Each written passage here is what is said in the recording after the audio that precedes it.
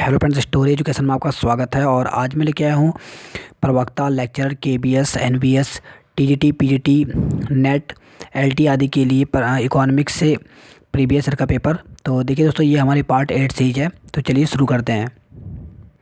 तो देखिए दोस्तों, इसमें हम 2003 का पेपर सॉल्व करेंगे। तो चलिए, पहला प्रश्न है यहाँ पर, विश्व बैंक की सुलभ ऋण खिड़की है।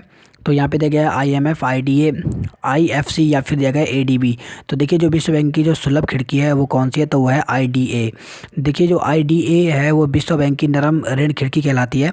अपने सदस्यों को, जिनकी प्रति व्यक्ति आय $765 प्रति वर्ष है, को नरम कर्जे प्रदान करती है। इसके द्वारा दिए गए ऋण को क्रेडिट कहते हैं। तो ये इंपॉर्टेंट है कि आईडीए के द्वारा दिए गए जो ऋण होते हैं वो किसों के, वो क्या कहलाते हैं, तो वो क्रेडिट्स कहलाते हैं।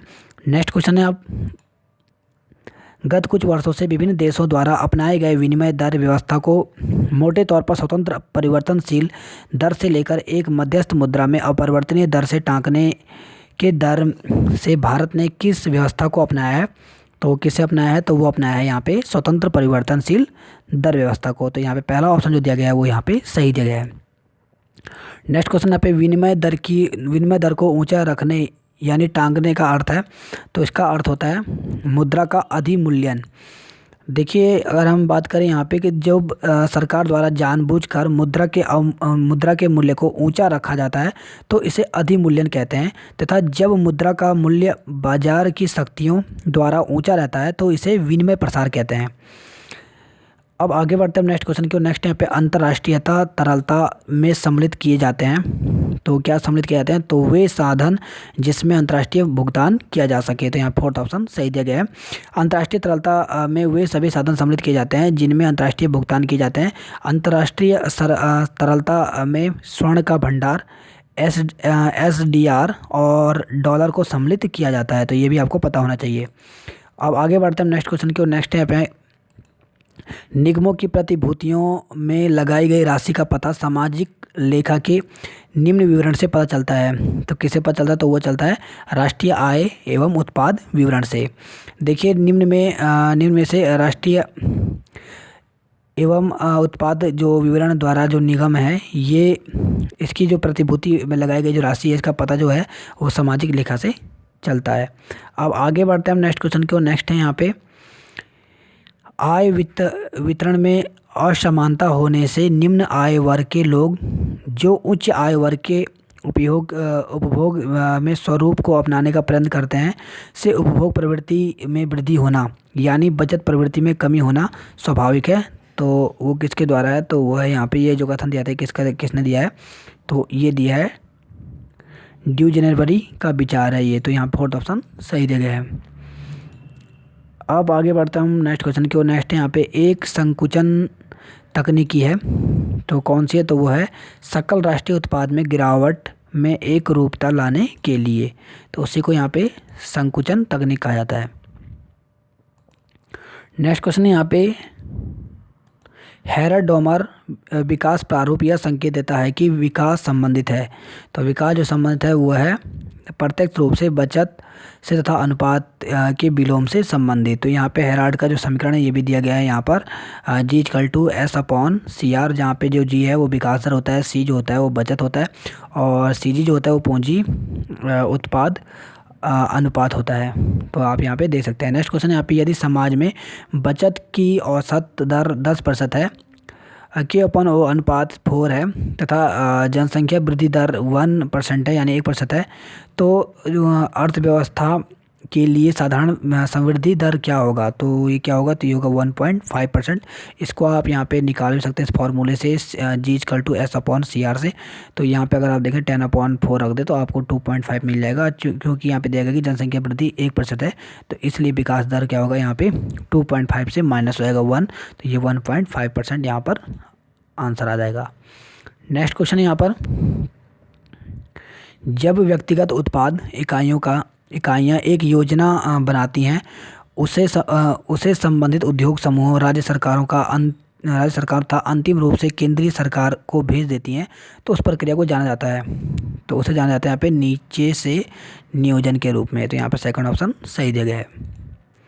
नेक्स्ट क्वेश्चन यहाँ पे भारत में, नेक्स्ट क्वेश्चन दिया गया यहाँ पे, जब भारत जनांकीय संक्रमण की तृतीय अवस्था में प्रवेश करेगा तो यहाँ पर दिया गया है तो उसके जन्म दर में महत्वपूर्ण कमी आएगी। तो यहाँ पे सेकंड ऑप्शन सही दिया गया है। देखिए यहाँ पे अगर हम बात करें कि जब किसी देश में औद्योगिकरण और शहरीकरण की प्रक्रिया साथ साथ चलती है तो जन्म दर में कमी आती है। औद्योगिकरण और शहरीकरण के साथ शिक्षा बढ़ती है, धार्मिक अंधविश्वास में कमी आती है और लोग वैज्ञानिक दृष्टिकोण को अपनाते हैं। परिवार नियोजन के बारे में जानकारी बढ़ती है, फलस्वरूप जो है वो जन्म दर गिरने लगती है। तो यहाँ पे इस प्रकार से ये व्याख्या दिया गया है। अब आगे बढ़ते हैं हम नेक्स्ट क्वेश्चन को। नेक्स्ट है पे आदर्श जनसंख्या ज्ञात करने के लिए निम्न सूत्र में खाली स्थान भरिए। तो यहाँ पे दिया गया ये आदर्श जनसंख्या सूत्र है। यहाँ पे m इक्वल टू दिया गया a माइनस ओ। यहाँ पे क्या आएगा, तो यहाँ पर जो आएगा वो आएगा o। तो यहाँ पे पहला ऑप्शन सही दिया गया। देखिए यहाँ पे दिया गया है तो जो m है वो है कुसमंजस की मात्रा था, अनुचित अनुपात। वहीं अगर हम ए बात करें तो ए जो होता है वो यहाँ पे वास्तविक जनसंख्या होता है, जबकि यहाँ पे अगर हम ओ की बात करें तो ओ जो होता है वो सर्वोत्तम जनसंख्या है। अब आगे बढ़ते हैं नेक्स्ट क्वेश्चन को। नेक्स्ट है पे भारत में बृहद क्षेत्र का सबसे पुराना उद्योग है तो वो कौन सा, तो वो है यहाँ पे सूती कपड़ा। देखिए भारत में सबसे बड़ा और व्यापक एवं पुराना जो उद्योग है वो कपड़ा उद्योग है। देश में औद्योगिक उत्पादन का 14% सकल घरेलू उत्पाद का लगभग 2.4% है, जबकि कुल विनिर्मित उद्योग उत्पाद का अगर हम बात करें 20% व कुल निर्यात 23% की आपूर्ति करता है। नेक्स्ट क्वेश्चन यहाँ पे निम्नलिखित में से कौन सा सार्वजनिक उपक्रम सबसे अधिक लाभ अर्जित कर रहा है, तो वो है यहाँ पे भारत हैवी इलेक्ट्रिकल्स लिमिटेड। इसमें ये क्या करता है कि सबसे ज़्यादा ये लाभ अर्जित कर रहा है। तो पहला ऑप्शन यहाँ पे सही दिया गया है। नेक्स्ट है पे निम्नलिखित चित्र किस प्रकार की कर प्रणाली को प्रस्तुत किया गया है। तो यहाँ पे अगर आप देखें तो ये है, ये दिखाता है यहाँ पे अधोगामी प्रणाली को प्रस्तुत करता है। तो यहाँ पे थर्ड ऑप्शन जो दिया गया है वो यहाँ पे सही दिया गया है। नेक्स्ट फिर से यहाँ पे दिया गया है कि निम्न में से चित्र कर की राशि की माप किससे मापी जाती है। तो यहाँ पर दिया गया है, तो अगर आप यहाँ पे देखें तो वो है यहाँ पे S1 वक्र एवं वक्र की दूरी से। तो यहाँ पे फोर्थ ऑप्शन सही दिया गया है।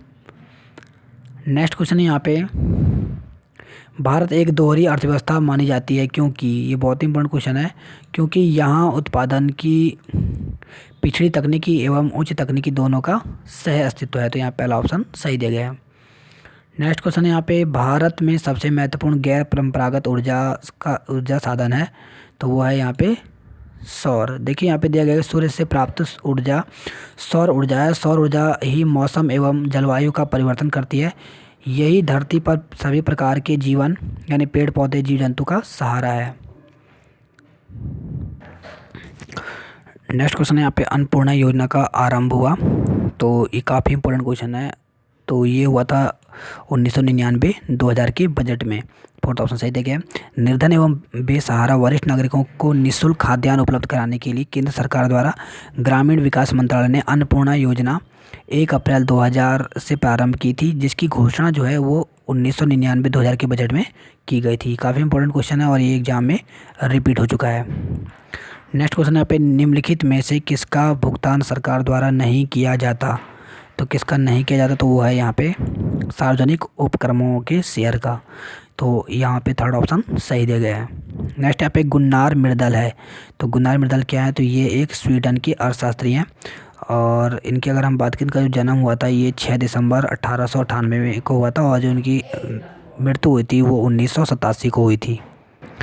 और ये एक स्वीडिश अर्थशास्त्री, राजनेता और नोबेल विजेता थे। 1974 में फ्रेडरिक हायेक के साथ अर्थशास्त्र के क्षेत्र में मुद्रा और आर्थिक विचलन के सिद्धांत के क्षेत्र में अग्रणी काम और आर्थिक सामाजिक संस्थागत के लिए घटना के लिए तीक्ष्ण विश्लेषण के लिए इन्हें नोबेल पुरस्कार दिया गया था, प्रदान किया गया। तो ये भी इम्पोर्टेंट है। नेक्स्ट यहाँ पे 8 हॉट मनी और या रिफ्यूजी मनी वह पूंजी है। तो कौन सी पूंजी है वो, तो वो होती है यहाँ पे बात करें हम तो हॉट मनी एवं जो विदेशी मुद्रा, हॉट मनी उस विदेशी मुद्रा को कहते हैं जिसमें शीघ्र पलायन करने की प्रवृत्ति होती है। जिस स्थान पर अधिक लाभ मिलने की संभावना होती है वहाँ स्थानांतरित हो जाती है। नेक्स्ट क्वेश्चन यहाँ पे एक सिद्धांत है। तो एक सिद्धांत जो है वो क्या है, तो वो एक प्रामाणिक परिकल्पना है। तो यहाँ पे फोर्थ ऑप्शन सही दिया गया है। नेक्स्ट क्वेश्चन है यहाँ पर, मोड़ पर सीमांत उपयोगिता। तो जो मोड़ पर सीमांत उपयोगिता है वो अधिकतम होती है। तो यहाँ पे सेकंड ऑप्शन सही दिया गया है। तो देखिए दोस्तों, इस पार्ट में हमने 25 क्वेश्चन किए। इसके आगे जो हम करेंगे वो नेक्स्ट पार्ट में करेंगे। तो आपको हमारी वीडियो कैसी लगी इसकी भी लाइक कीजिए, कमेंट कीजिए और शेयर कीजिए। और अभी तक आपने हमारे चैनल को लाइक सब्सक्राइब नहीं किया है तो प्लीज़ कर लीजिए, ताकि आपको हमारी अन्य वीडियो भी मिल सके।